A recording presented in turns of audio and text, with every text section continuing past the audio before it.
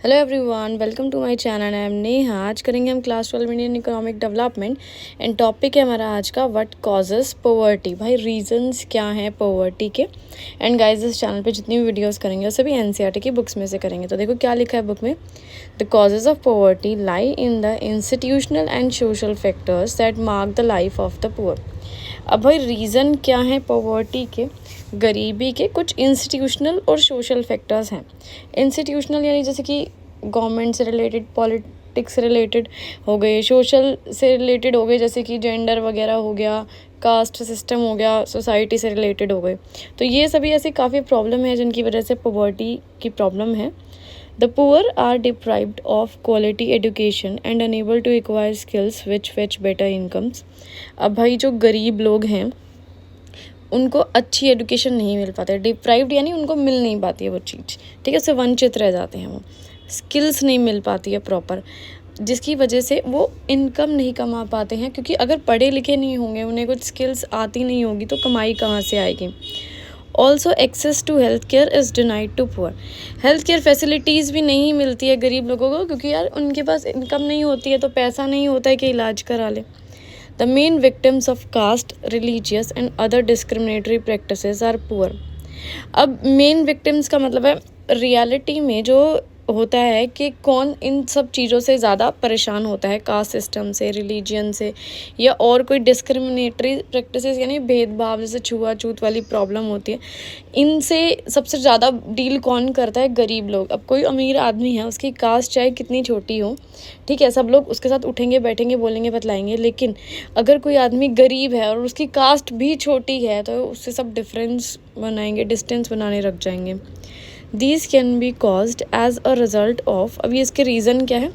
Social, economical and political inequality. भाई बहुत ज़्यादा फ़र्क है हर चीज़ में। इकोनॉमिकली देखा जाए, सोशली देखा जाए, पॉलिटिकली देखा जाए, भेदभाव किया जाता है गरीब लोगों में और अमीर लोगों में। Social exclusion, exclusion include word का अपोजिट लगा लो बिल्कुल। तो सोसाइटी में उन्हें किसी चीज़ में इंक्लूड नहीं किया जाता है। बेरोज़गार रहते हैं ये लोग ज़्यादातर। इनडेटनेस यानी जैसे कि हमने किसी से कर्जा लिया और उसको रीपे ना कर पाना, वापस ना कर पाना, ये प्रॉब्लम भी उनके साथ काफ़ी होती है।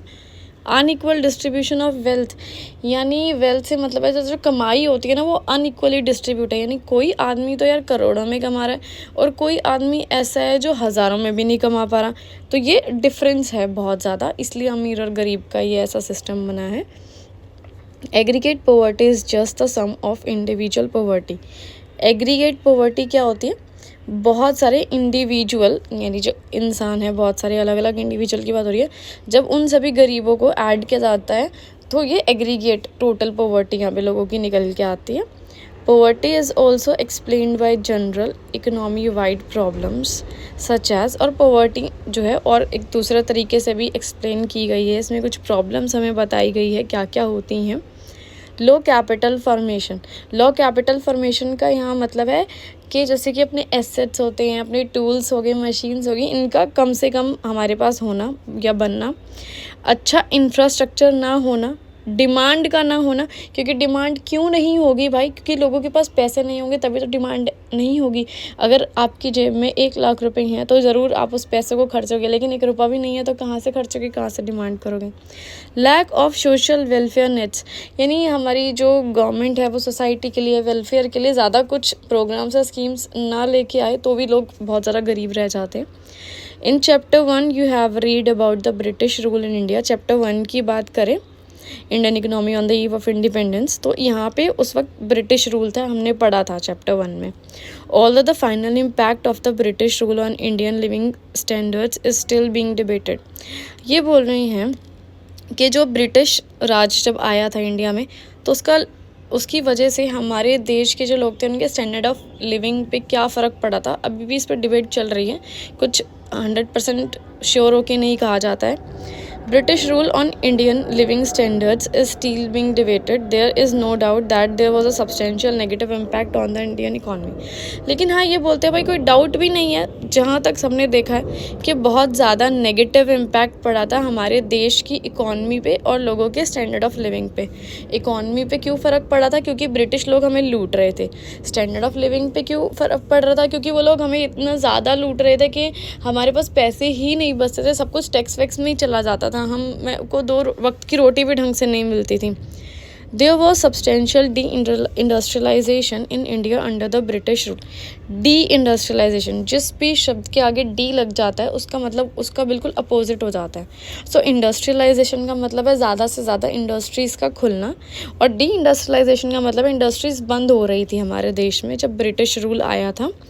Imports of manufactured cotton cloth from Lancashire in England displaced much local production. अब क्या हो रहा था? इम्पोर्ट शब्द का मतलब है बाहर के देश से अपने देश में कुछ आना। तो ब्रिटेन से हमारे देश में कॉटन क्लोथ आ रहा था, ठीक है। तो इसकी वजह से क्या हुआ? डिस्प्लेस यानी हटा दिया गया। लोकल प्रोडक्शन यानी जो हमारे देश में मैन्युफैक्चरर थे अब वो वहाँ से हट गए थे, लोग उनका प्रोडक्ट नहीं खरीद रहे थे हमारे लोकल मैन्युफैक्चरर का, बल्कि बाहर से जो प्रोडक्ट रेडी होके आ रहा था वो खरीदा जा रहा था। And India revolted to being an exporter of the cotton yarn not cloth. और इंडिया क्या कर रही थी उस वक्त? एक्सपोर्ट कर रही थी, यानी ब्रिटेन को भिजवा रही थी कॉटन यार्न। यानी हम कच्ची जो कॉटन होती है वो ब्रिटेन को भिजवा रहे थे, और ब्रिटेन उस कॉटन का यूज़ करके क्लोथ बनाती है, कपड़े बनाती है, और फिर हमको भेज रही थी, ठीक है, महंगे रेट पे। और देखो कितना घाटा हो रहा था यहाँ पे हमें। हम चाहते तो खुद की कॉटन यूज़ करके खुद के देश में मैन्युफैक्चरिंग यूनिट्स लगा सकते थे, लेकिन ब्रिटेन नहीं होने दे रहा था ये। As over 70% of Indians were engaged in agriculture throughout the British Raj period. British Raj की अगर बात की जाए उस समय लगभग 70% इंडियंस ऐसे थे जो एग्रीकल्चर में लगे हुए थे, यानी खेती बाड़ी करके अपना जीवन यापन कर रहे थे। The impact on that sector was more important on living sector standards than anything else. आगे देखो क्या लिखा है? British policies involve sharply raising rural taxes. अब ब्रिटिश जो है वहाँ ब्रिटेन की जो यहाँ पे पॉलिसीज़ थी वो क्या पॉलिसीज़ थी? वो रूरल टैक्स यानी गाँव में जो है टैक्स रेट बहुत ही ज़्यादा बढ़ाते जा रहे थे।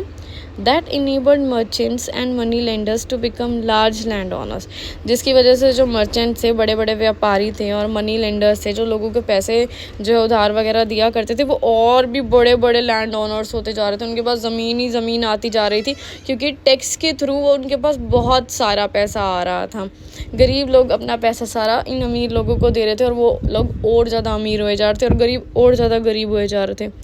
Under the British India began to export food grains. So जब ये ब्रिटिश राज आया तो इंडिया ने क्या करना शुरू किया? फूड ग्रेन एक्सपोर्ट करना शुरू कर दिया। यानी जो आपके ब्रिटेन है उनको अपनी जो फसल होती है वो देनी शुरू कर दी। As a result as many as 26 million people died in famines between 1875 to 1900। So 1875 से 1900 के बीच की बात करें तो फेमाइन आई काफ़ी, यानी सूखा पड़ गया, फसलें उगी नहीं, ख़राब हो जाती थी, जिसकी वजह से 26 मिलियन लोग मर गए, क्योंकि हम अपनी जितनी भी फसल थी सारी वहाँ पहुँचा रहे थे। यहाँ के लोगों के लिए तो कुछ बच ही नहीं रहा था। Britain's main goals from the Raj were to provide a market for British export. So उस वक्त जो ब्रिटेन थी उनका मेन गोल क्या था? कि जो ब्रिटिश एक्सपोर्ट के लिए मार्केट प्रोवाइड करना है। इसका मतलब है कि जो ब्रिटिश लोग हैं ब्रिटेन में जो भी प्रोडक्ट मैन्युफैक्चर कर रहे थे उसको हमारे देश में बेचना, हमारे देश को एक मार्केट मान रहे थे कि अपने देश में बना कर चीज़ इन इंडियंस को हम बेचेंगे, तो हमें एक मार्केट बना दिया था। To have India service its debt payments to Britain and for India to provide manpower for the British Imperial Armies। और साथ में क्या कर रहे थे कि जो इंडियन लोग हैं उनको यूज़ कर रहे थे ब्रिटेन में army, as a army man, यानी ब्रिटेन में इंडिया के लोग जाते थे और वहाँ पे एज अ आर्मी उधर काम करते थे। मतलब हमारे देश के लोग थे लेकिन काम उनके लिए करते थे। The British Raj impoverished millions of people in India. So यहाँ पे क्या लिखा हुआ है कि जो ब्रिटिश राज था उसकी वजह से मिलियंस ऑफ पीपल एम्पावरिज्ड हो गए, मतलब बहुत ज़्यादा गरीब हो गए। पॉवर्टी वर्ड से बना है इम्पोवरिश्ड, सो बहुत ज़्यादा गरीब होते जा रहे थे इंडियंस जो थे इनकी वजह से। Our natural resources were plundered, हमारे जो नेचुरल रिसोर्सेज थे वो बिल्कुल लूटते जा रहे थे, सब कुछ अपने देश में ही लेकर जा रहे थे।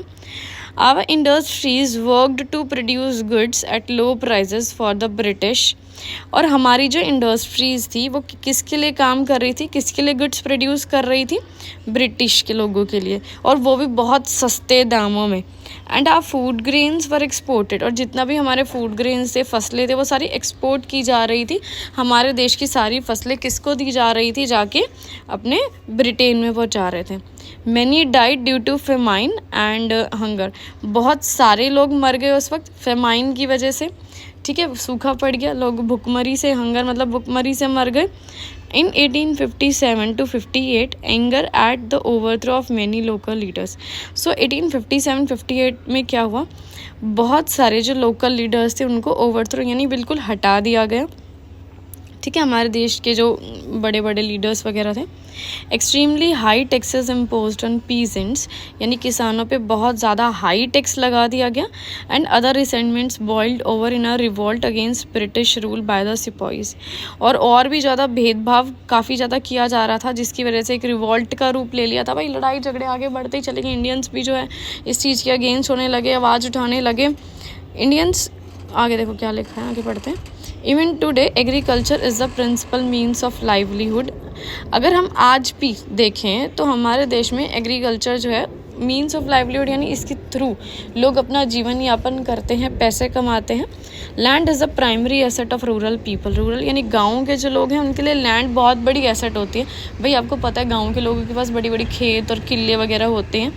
Ownership of land is an important determinant of material wellbeing, अगर किसी भी इंसान के पास लैंड की ऑनरशिप है, यानी उनके पास अच्छा खासा लैंड है, तो माना जाता है मटेरियल वेलबींग, यानी बहुत अच्छा खासा इसके पास पैसा, अमीर आदमी है। And those who own some land have a better chance to improve the living standard, और साथ में जिनके पास थोड़ा बहुत लैंड होता है भाई उनके पास बहुत अच्छा चांस होता है कि अपनी वो लिविंग कंडीशंस इम्प्रूव कर सके, यानी और आगे अपने आप को बेहतर बना सके। अब इस वीडियो को यहीं ख़त्म कर रही हूँ, आगे एक और वीडियो बनाऊँगी वरना बहुत ज़्यादा लंबा हो जाएगा, ठीक है।